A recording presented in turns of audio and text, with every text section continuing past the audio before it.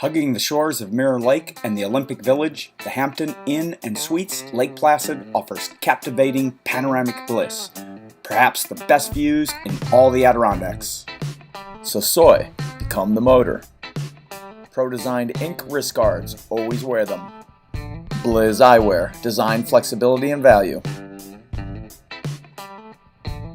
Hey folks, and welcome to another Soy stand-up spike video.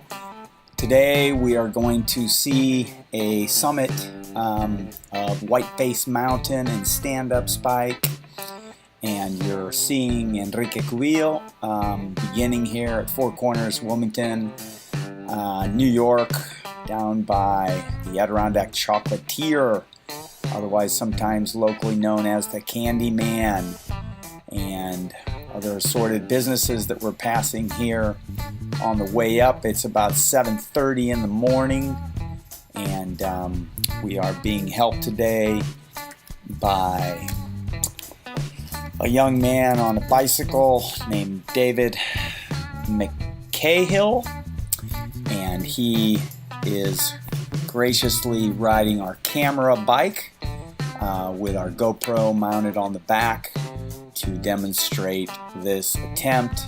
And this summit was not without its challenges of logistics. And Dave is equipped with a bicycle with panniers on it. The morning temperature, as you see it there, is about 35 degrees. And of course, we're going to go up past 3,800 feet on this summit, and it'll be a little chilly up there. So we knew that. And of course, to get back down, after sweating bullets, both of us, you need to bundle up like the doughboy to come down there without getting yourself hypothermic. So that was number one. Then number two was the choice of gloves. And as you see the athlete right there, he realizes right at that moment that his glove selection was the wrong selection. But everyone being pressed for time, and so on and so forth, well, a change was not made at the bottom. Also, this particular athlete suffers from Raynaud's syndrome. Some of you may be aware with Raynaud's syndrome if you are in the winter sports activities. Raynaud's syndrome is very poor circulation in the feet and hands, extremities.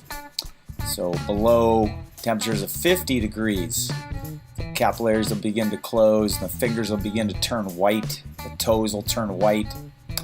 So this particular athlete has a challenge with cold, and then the glove selection that was made was for warmth, and grip was forgotten. Big oversight, pilot error. So grip is so tremendously important in stand-up spike and SpikeBoarding, because in this sport, which is bilateral, we're shifting. As you see, there's a shift. We have no straps. And when you don't have straps, you are at the mercy of the transmission quality created by the hand, especially the hand that's gripping the shaft. And Soy actually, there we are, checking the camera, making sure it runs. That's another issue we'll talk about. Manufactures an incredibly grippy silicone, but that silicone needs to be married with the proper glove. And this glove selection was made from the North Face. It was warm, sort of a medium weight glove, and these productions are made. There we are trying to zip down our jersey a little bit. Weren't successful in that, so we have to suck that up. So remember, tiny little preparations in all of these attempts. Got to get them, got to dial them in right. So back to these gloves, they're a little, they don't transmit power too well. They're not completely solid connections.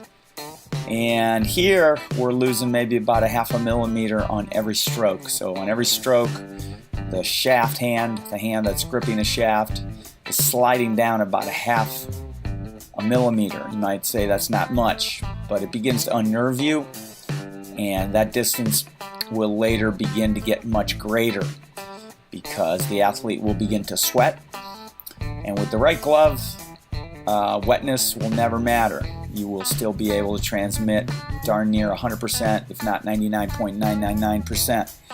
And so we begin to sweat, and then we begin to lose 1 to 3 millimeters on every stroke.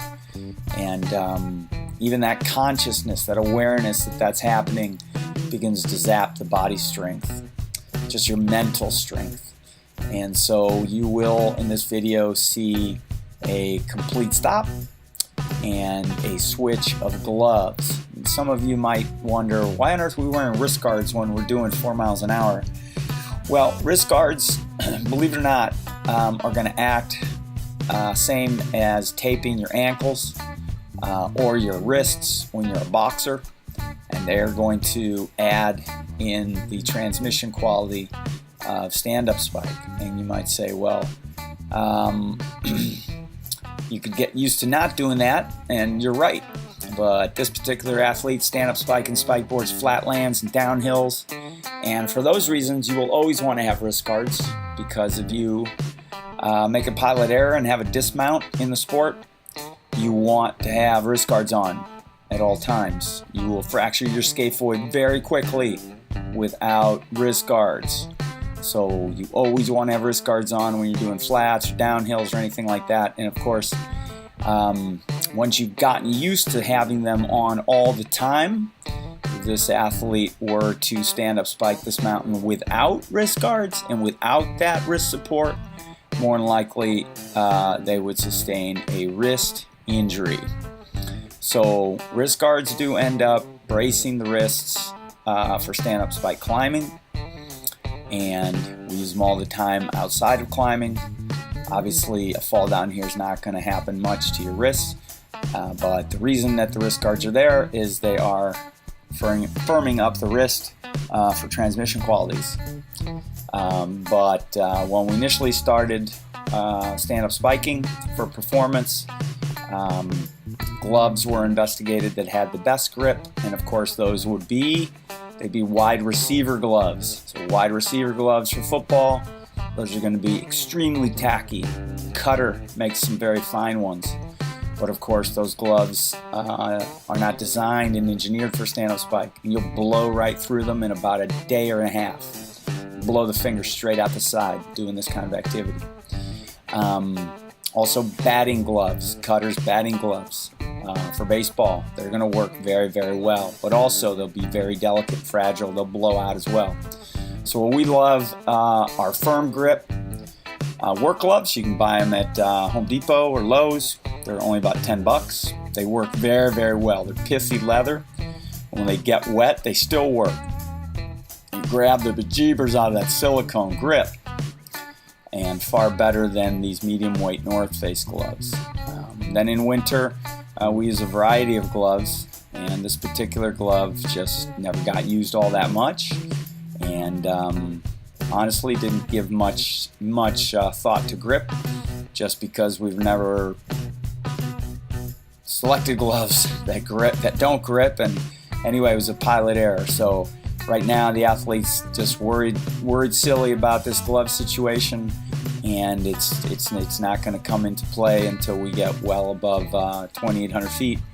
And here we are climbing the steeper lower sections of Whiteface towards the toll booth. And at the toll booth there's going to be stop 2 to speak to an official. So the video will be stopped there as well. And what we'd like to do is revisit this mountain with a little more preparation and a little more production, and quite possibly also come with a tandem bicycle so that the descent is going to be logical. So Mr. McCahill had to split, had to go back to work early in the morning. He works at a local bike shop in Lake Placid. Placid Planet Cycles. You might want to check them out. So if Dave showed up a little late, hope his boss at Placid Planet forgave him for helping make this video we certainly appreciated it very much. So those are the issues. And then, of course, it's going to get colder than we had anticipated, and the camera was set for high resolution, and it ate the battery up in the cold. So we'd been doing 90-minute plus coverage with the camera, never had a problem, but we'd never run it at these temperatures for that long. So just above, I guess about 3,200 feet or so. And after the glove change, the camera is going to give out this GoPro, which is so handy and so covers the action so well. And thankfully, Dave was thinking quickly on his feet, and he will pull out a iPhone and film about 7 sections or so with the iPhone all the way to the top. But we certainly hope that the good folks of Lake Placid and Whiteface Mountain will see through to helping us do this summit again and do it clean from the bottom. And now we certainly know what kind of gloves to wear. What ended up happening was that the Raynaud's wasn't that big an issue because the mountain is actually so brutal to climb that the hands remain warm. Because when we had the glove change, we just went for Dave's specialized lightweight road cycling gloves, and those worked very well. Also, they had a tremendous amount of grip, and by the time we called for them, it was total desperation. As we say, about 2 to 3 millimeters of grip loss, and also the top hand was losing just tremendous amounts of power, just crazy amounts. Probably 30-40% of all the power wasn't getting transmitted, even as you see right now. It's a tremendous amount of worry in this athlete, just wondering how the heck he's going to make it when in effect the point of transmission is just skipping. Imagine being on a bicycle and having a rear cassette just skipping and skipping and skipping, and just 30% of your power just going out the window. That kind of consternation also mentally is just absolutely devastating. There's another tiny little issue as we get further up into the climb. This athlete's wearing prescription glasses, which didn't necessarily need to have used, but on today's summit it just didn't seem like glasses fogging would be that big an issue, but they ended up beginning to fog, and I can't tell you how disconcerting it is to have your vision fogged when you are at anaerobic threshold and your body is being taxed to the max. It is insanely zapping, if that makes any sense to you. But whenever you are at max, the slightest inconvenience, whether it's mental or physical, is going to just throw you for a tizzy. Really, you need to just be so dialed in without any consternation, mental or physical, or really your power supplies begin to get zapped quite a bit. So these lower slopes, from what they tell me, are pretty steep, and they felt pretty steep. So all the climb to the toll booth is no picnic, but we wanted to summit this entire mountain, and so we did. And so with that, folks, we're just going to let you watch the continuation of this stand-up spike until we get to the you'll see the edit at the toll booth, and you'll see another you'll see a stoppage, a complete stoppage before the glove change. And Dave was speaking to the athlete, offered up the gloves, but we thought the gloves were fingerless. As he mentioned, I have some cycling gloves, and most people don't suffer from Raynaud's. Actually, they can ride with fingerless gloves in 30 degrees, but so we didn't take them, and so you'll see a complete and total stoppage, leaning on the spike, and that's just a desperate collapse, a bit of a mental collapse from recognizing that the pilot error of having chosen the wrong gloves was just devastating, really devastating. So that'll happen a little bit before the glove switch. Then you'll see the glove switch, and then of course continuing on, and we'll pick up some of Dave McCahill's commentary all the way to the top, and then you'll see this summit. And sadly, as we say, it's not a pure, clean, complete record, and we'd like to actually make that happen. So we'll tell you that this is the absolute hardest summit, way harder than Mount Tamalpais, because of the nature of the direct path this road takes. It takes a few switchbacks, but it lurches straight up the face of this mountain, it's steep, it's hard, it's long, and if you do it from the Candyman, well, a little bit of chocolate might help, I suppose, if you ate it right before you left. But it's beast mode, folks. And some of you that like performance, let's talk about the equipment a little bit. The skateboard spike weighs in at 19 ounces. It's very much a high-performing device. And some of you might say, well, that board looks awfully heavy. Well, that board works amazingly well in the sport of spikeboarding and stand-up spike. And certainly it's no race board at all. But there's not much racing happening yet. And so later on, that board's going to drop in weight. It's going to also have a fully operational disc brake and a few other things, but it weighs in around 13 pounds. Of course, it has legacy wheels and trucks, and all that needs to change. But of course, a little bit of demand helps, and then once the sport gets rocking, there'll actually probably be climbing boards, and I can definitely see a time when those boards would weigh under 4 pounds, and that's going to lighten things up quite a bit. We're wearing North Face Hedgehogs on our feet, and that of course could also change. You could very simply get into a slipper, and you actually might even be able to do this sport damn near barefoot when you're stand-up spike climbing. So some weight could be dropped here, but you definitely want all that standover length. You'll see a little bit of creeping later. You get tired, you don't use the whole board, but if you do use the whole board, you'll rest quite a bit.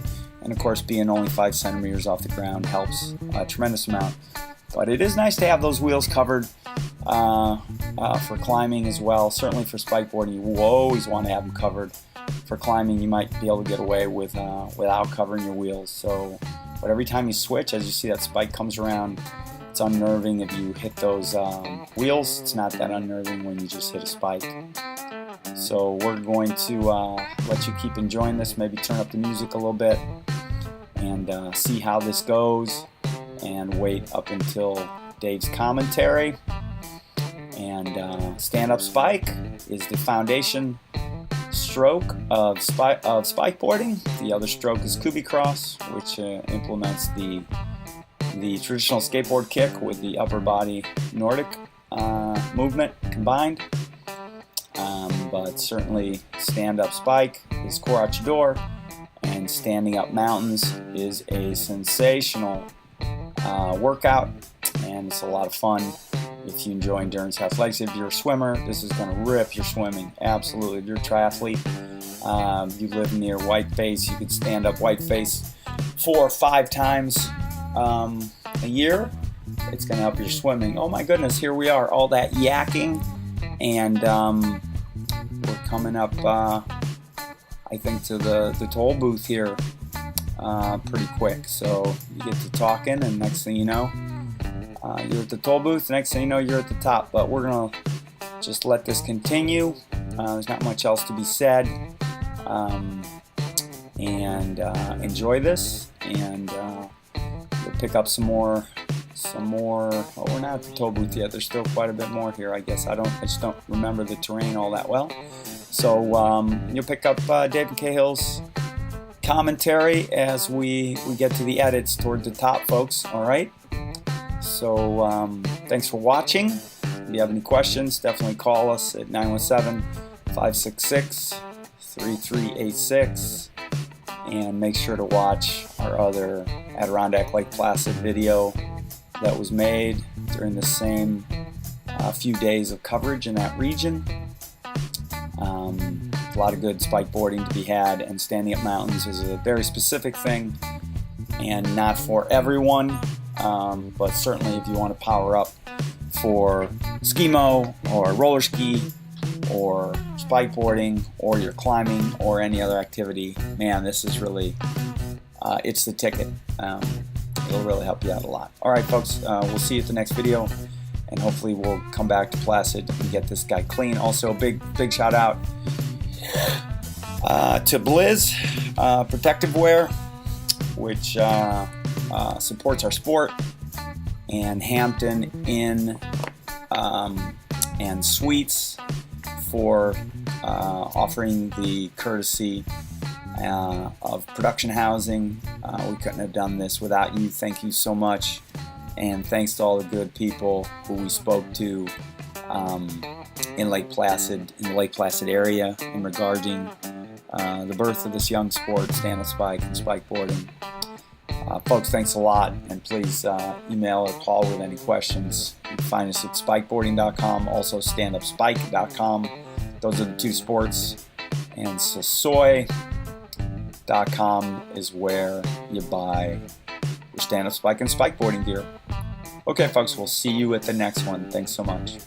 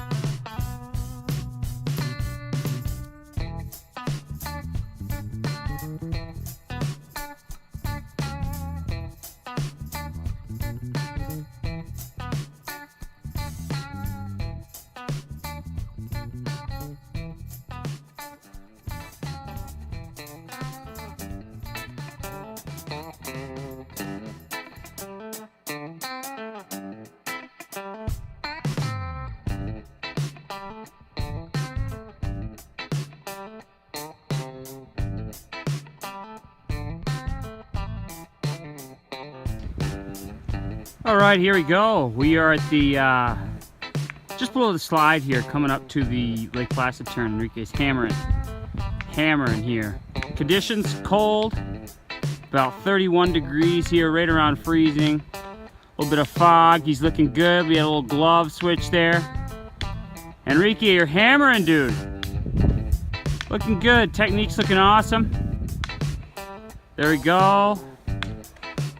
Yeah, brother, look at that. Hammering, cranking. So he's coming up, we're approaching the upper reaches of Whiteface Mountain here. Approaches, there we go, looking into the mist. We've got the infamous Lake Placid corner coming soon. We're on our way. All right, here he is. Hammering here.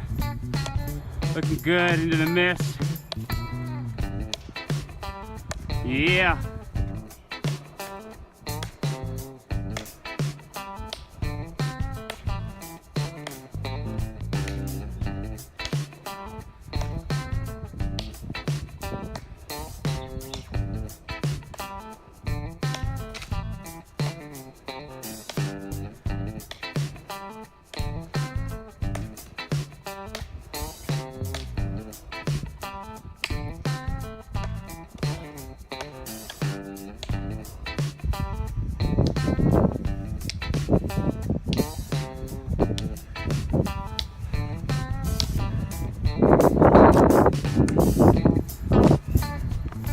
Yeah, big switch back here, and you got a sick tailwind.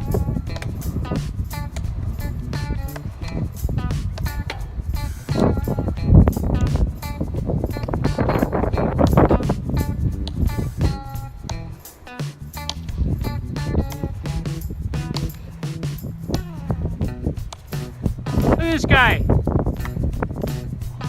SpikeBoarding up a mountain. What do you think? Unreal, huh?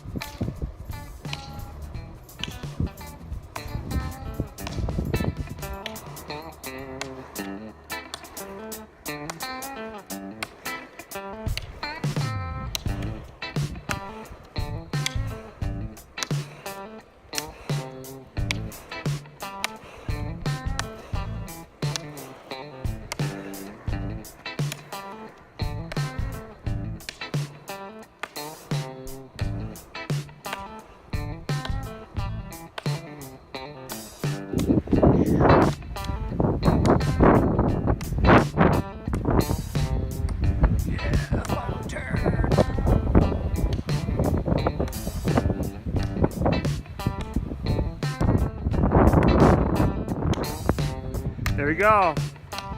Serious frost. Awesome.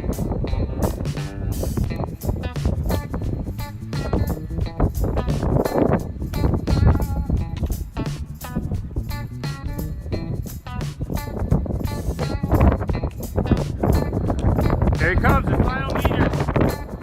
There he goes. Yeah. He's coming around.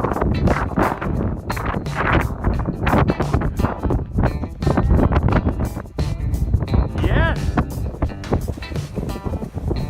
Dude, mission accomplished. How do you feel? I feel pretty good. Wore the wrong gloves. A little cold to be doing this. Yeah, it's pretty much winter. Spike hard. Yeah. Spike often. Spike boarding. Hugging the shores of Mirror Lake and the Olympic Village, the Hampton Inn and Suites Lake Placid offers captivating panoramic bliss, perhaps the best views in all the Adirondacks. So soy, become the motor. Pro-designed ink wrist guards, always wear them. Blizz Eyewear, design, flexibility, and value.